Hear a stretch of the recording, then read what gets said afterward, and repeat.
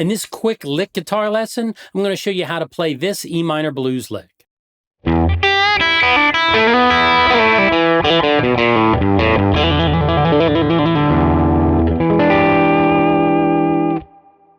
So for this blues lick, I was just thinking about the E minor pentatonic, position 1.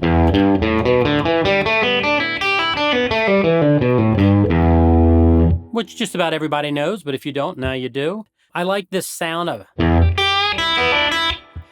is a great sound. I don't know where I ever heard that. I'm sure that's been played a million times. But, this was mine that I created. I'll tell you kind of where I was at when I was creating the lick. So I'm starting here with the open E, which is the root, since it's E minor. And it says on the tab a quarter step, so I'm just bending this G here up just a little bit, which is the minor third or the flat third. And then I'm doing on beat number 2, I'm doing 4/16 notes going.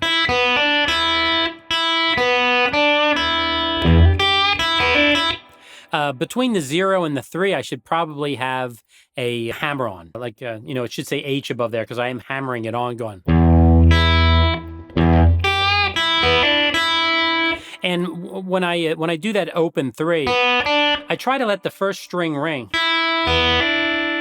if I can. That way I can hear this sound, which sounds dissonant. Sounds kind of wrong, but when you're playing through it quickly, I think it adds something to the lick.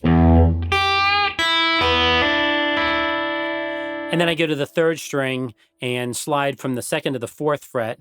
And basically I'm sliding from the 4th up to the 5th in an E minor, so from A to B. Now, typically, I would think this lick would be more commonly done. I would think it would, I might go something like that. And that's kind of what when I initially was making the lick, that's what I did. And I thought, that seems like what you would traditionally do. So I decided to just slide up and then play the high E string. I thought that sounded good together because it's the root and the 5th. And then I'm going to just slide down from this B down to A. And it's going to be a quick slide. That wasn't slick. Well, that wasn't so quick, but a quick slide. That's a great sound because when I get down here, I'm going from the 4th, the interval of a 4th. So I'm going 4, flat 3, and then 2 here, which is E, which is the root. So in that first measure, I have. Then in the second measure, I purposely didn't want to play something how Stevie Ray Vaughan might play it, and I kind of ended up doing that anyway. So this is a little Stevie Ray Vaughan-ish, this. But who cares? It sounds great, and he did that style of lick a lot, and I used to play a lot of Stevie Ray Vaughan stuff, so it is seeped into my subconscious, so it just kind of comes out. So in the second measure, you're going. And what you're doing here is you're hammering down from the open D to E, then pulling it off.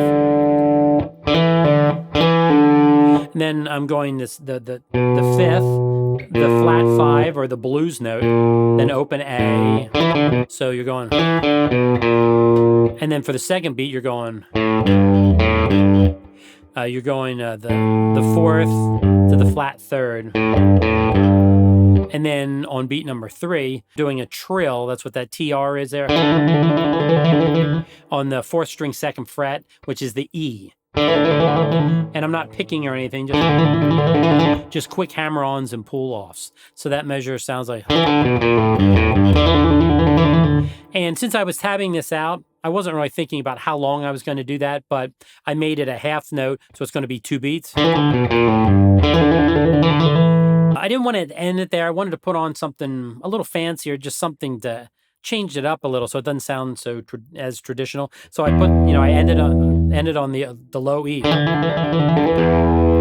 And then I went up here and played an E7 sharp 9 chord. To me, that's the Hendrix chord. And then I just wiggle it around to put some vibrato on it.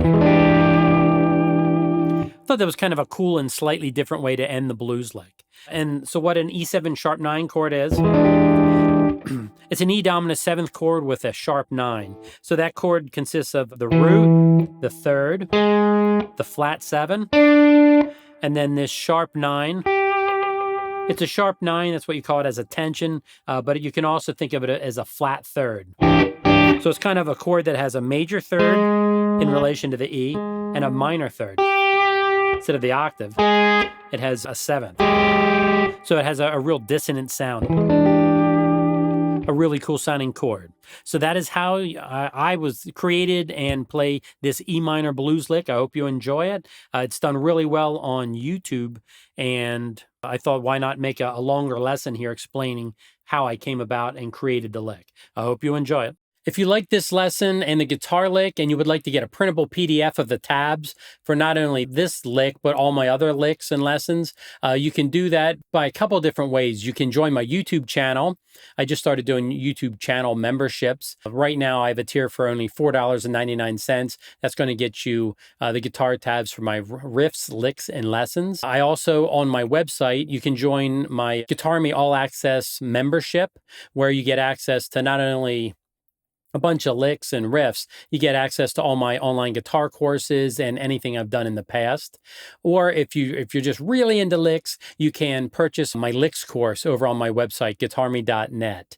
I have that for sale right now for only $14.99, and you just buy it once, and then you never have to pay anything again. And the reason that's such a great deal is, one, you buy it once, then you're done. But I'm going to continue putting all my guitar licks over there, so it's worth the money now, but you're going to keep seeing the benefit of doing it, because I'm just going to keep putting more licks into that course. So that's the 3 different ways that you can get the tabs for my lessons. If you have any questions, just leave me a comment and I can answer any questions you have about getting those. I hope you enjoyed this lesson, and I'll see you in the next lick.